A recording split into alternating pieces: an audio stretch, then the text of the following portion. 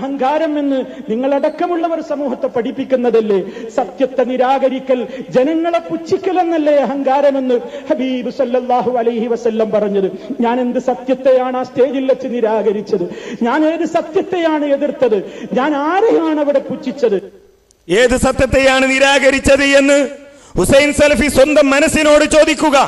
അദ്ദേഹം അബ്ദുൽ ജബ്ബാർ മൗലവിയുടെ ലേഖനം ഇസ്ലാഹിൽ വന്നത് മുതൽ അതിനെ എതിർത്ത പരമമായ സത്യം, ഇസ്ലാഹിൽ എഴുതിയത് അബദ്ധമാണ് എന്ന സത്യം, അതെന്തുകൊണ്ട് അവിടെ തുറന്നു പറഞ്ഞില്ല? ഇങ്ങനെ ഒരു ചർച്ച ഇവിടെയുണ്ട്. അദ്ദേഹത്തിന് അറിയാമല്ലോ ഇബാദല്ലയാണോ അവിടുത്തെ ചർച്ച? ജബ്ബാർ മൗലവി എഴുതിയത് ഇബാദല്ലയുടെ അടിസ്ഥാനത്തിലല്ല എന്ന പരമമായ സത്യം കേരളത്തിൽ ആദ്യം മനസ്സിലാക്കിയത് ഹുസൈൻ സലഫിയല്ലേ? എന്നിട്ടെന്തിനാ ആ ചർച്ചയെ വഴിതിരിച്ചു വിടാൻ ചില ആളുകൾ പിന്നീട് കൊണ്ടുവന്ന ദുർബലമായ ഹദീസ്, അതാണ് വിഷയം എന്ന നിലയിൽ സംസാരിച്ചത്? ഹുസൈൻ സലഫി സമ്മേളനത്തിൽ ആ സത്യത്തെ നിരാകരിക്കുന്നത് കേൾക്കൂ നിങ്ങൾ. അതാണ് സത്യത്തെ നിരാകരിച്ചു എന്ന് ഞങ്ങൾ പറയാനുള്ള കാരണം. മുജാഹിദുകൾ കൂട്ടത്തോടെ ശിർക്കിലേക്ക് പോയിരിക്കുന്നു എന്ന ഖുബൂരികളുടെ ആരോപണത്തിന് നമുക്കൊന്നായി മറുപടി കൊടുക്കാൻ സാധിക്കണം. ആ വിഷയത്തിൽ നമ്മുടെ ശബ്ദം ഭിന്നിച്ചു പോകരുത്.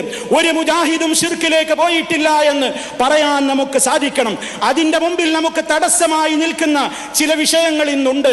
യാ ഇബാദല്ലാഹ് എന്ന് തുടങ്ങുന്ന ഒരു ദുർബലമായ ഹദീസിന്റെ പ്രശ്നത്തിൽ അല്ലാഹു അല്ലാത്തവരെ വിളിച്ചു പ്രാർത്ഥിക്കാൻ ഖുബൂരികൾ അത് തെളിവായി കൊണ്ടുവന്നപ്പോൾ മുസ്ലിം ലോകം മുഴുവനും ഇന്നേ വരെ അതിന് നൽകിയ ഒരു മറുപടിയുണ്ട്.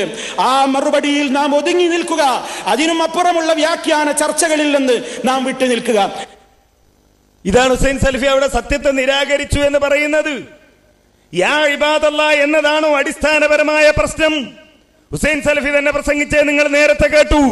മുജാഹിദുകൾ ആ ചർച്ച അവിടെ അവസാനിപ്പിക്കും, ദുർബലമായ ഹദീസുമായി ബന്ധപ്പെട്ട ചർച്ച അവിടെ നിർത്തും. ഇതാണ് മുജാഹിദുകളുടെ നയം, അതാണ് ചർച്ച എന്ന് ഈ കൂടിയ ലക്ഷക്കണക്കിന് ആളുകളുടെ മുമ്പിൽ എന്തിന് ഈ സത്യത്തെ മറച്ചു വെച്ചു? അതല്ല വിഷയം. പുഴയിൽ വീണൊഴുകി പോകുന്നവൻ യാ ഇബാദല്ലാഹ് എന്ന് വിളിക്കലാണോ സക്കരിയ സലാഹി പറഞ്ഞത്? രാത്രിയുടെ ഇരുളിൽ യാ ഇബാദല്ലാഹ് എന്ന് വിളിക്കലാണോ അബ്ദുൽ ജബ്ബാർ മൗലവി പറഞ്ഞത്? റഖീബ് അതീദിനോട് സഹായം തേടുന്നതുമായി ബന്ധപ്പെട്ട് യാ ഇബാദല്ലാഹ് എന്ന് വിളിക്കലാണോ അബ്ദുൽ ജബ്ബാർ മൗലവി പറഞ്ഞത്? മീൻ പിടിക്കുമ്പോ വീണാൽ യാ ഇബാദല്ലാഹ് എന്ന് വിളിക്കലാണോ സക്കരിയ സലാഹിയുടെ വിഷയം? അല്ല. ആ പരമമായ സത്യത്തെ ആർക്കോ വേണ്ടി മറച്ചു വെക്കാൻ ഹുസൈൻ സലഫി ശ്രമിച്ചു. അക്കാലം വരെ അദ്ദേഹം പറഞ്ഞിരുന്ന, അദ്ദേഹത്തിന്റെ മനസ്സിലുണ്ടായിരുന്ന, അദ്ദേഹം എതിർക്കാൻ വേണ്ടി പറഞ്ഞിരുന്ന ആ സത്യത്തെ മറച്ചു വെക്കാൻ ശ്രമിച്ചു. ഹുസൈൻ സലഫി, നിങ്ങൾ എന്നെ വിളിച്ചിട്ടില്ലേ ഈ വിഷയത്തിൽ നമുക്ക് ചർച്ച നടത്തിക്കൂടെ എന്ന് ചോദിച്ച്? സൗദി അറേബ്യയിലേക്ക് പോകുന്നതിന് മുമ്പ്, കുവൈത്തിലേക്ക് പോകുന്നതിന് മുമ്പ് നമുക്കൊന്ന് ചർച്ച ചെയ്തുകൂടെ എന്ന് നിങ്ങൾ എന്നോട് ചോദിച്ചു. ഞാൻ എന്താ മറുപടി പറഞ്ഞത്? ഹുസൈൻ സലഫി, ഇതിലെന്തിനാ ചർച്ച? എന്നെക്കാൾ ഇൽമുള്ള ആളാങ്ങള്, എനിക്ക് സത്യം മനസ്സിലാക്കാൻ ഒരു ചർച്ച നടത്തിക്കൂടെ എന്നാ ചോദിച്ചത്. എന്നെക്കാൾ അറിവുള്ള ആളല്ലേ നിങ്ങൾക്കൊന്ന് പരിശോധിച്ചാൽ പോരെ ഈ തെളിവുകൾ? അവസാനം അദ്ദേഹം പറഞ്ഞു, എന്നാലും ഒരു ചർച്ച നടത്താം, സക്കരിയയും അനസും നീയും ഒക്കെ പങ്കെടുത്തുകൊണ്ട് നമുക്കൊരു ചർച്ച നടത്താം. ഞാൻ പറഞ്ഞു തയ്യാർ, നിങ്ങൾ വിളിച്ചോളൂ സക്കരിയെ, ഞാനും അനസും തയ്യാറാണ്, ഞങ്ങൾ വരാം. പിന്നെ ഹുസൈൻ സലഫി എന്നെ വിളിച്ചിട്ടില്ല ആ ചർച്ചയ്ക്ക് വേണ്ടി. കുറെ ദിവസം കഴിഞ്ഞു. നാദാപുരത്തുള്ള ഒരു പ്രവർത്തകൻ, അബ്ദുൽ അസീസ് എന്ന പേരുള്ള ഒരു പ്രവർത്തകൻ, സക്കരിയ സലാഹി പറയുന്നത് ശരിയാണെന്ന് വിശ്വസിച്ച, അദ്ദേഹത്തെ ഏറെ സ്നേഹിക്കുന്ന ഒരു പ്രവർത്തകൻ ഈ വിഷയം ഇങ്ങനെ കേട്ടു. ചില സംശയങ്ങൾ ഉണ്ടായി. സക്കരിയ സലാഹിയുടെ അടുത്ത് പോയി സംസാരിച്ചു പല പ്രാവശ്യം. ഒരു ദിവസം എന്നോട് വന്നിട്ട് പറഞ്ഞു, നിങ്ങൾ വിചാരിക്കണ മാതിരിയൊന്നല്ല, ഇതിനേക്കാൾ അബദ്ധമായ വാദങ്ങൾ സക്കരിയ സലാഹിക്കുണ്ട്.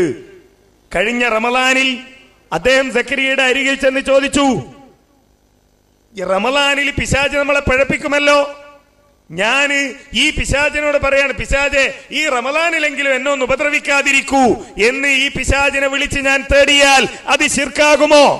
സക്കരിയ സലാഹി പറഞ്ഞ ശിർക്കാവൂല എന്നാണ്.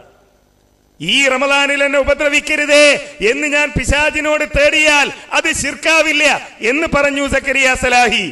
ഈ പ്രവർത്തകൻ എന്നോട് വന്നിട്ട് പറഞ്ഞു, ഞാൻ സക്കരിയ സലാഹിയോട് ചോദിച്ചു, നിങ്ങളൊരു ചർച്ചയ്ക്ക് തയ്യാറാണോ?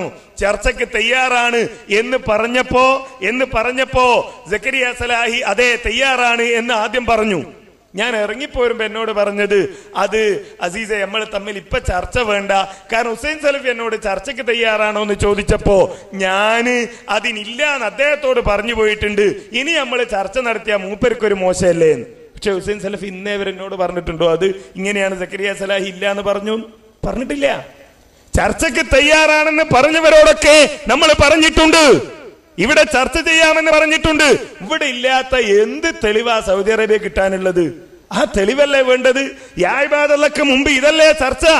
യാ ഇബാദല്ല പിന്നെ വന്നത് ദുർബലമെന്ന് എല്ലാവരും പറയുന്നത്. അതിങ്ങനെ പറഞ്ഞ് സങ്കടമുണ്ട് പറയാൻ. ഹുസൈൻ സലഫി പോലും ഈ സത്യത്തെ നിരാകരിച്ചു എന്ന് മാത്രമല്ല, അത് വിഷമത്തോടു കൂടി പറയട്ടെ, അദ്ദേഹം എന്താണ് താൻ പറയുന്നത് എന്ന് മനസ്സിലാകാത്ത ഒരു തലത്തിലേക്കെത്തി.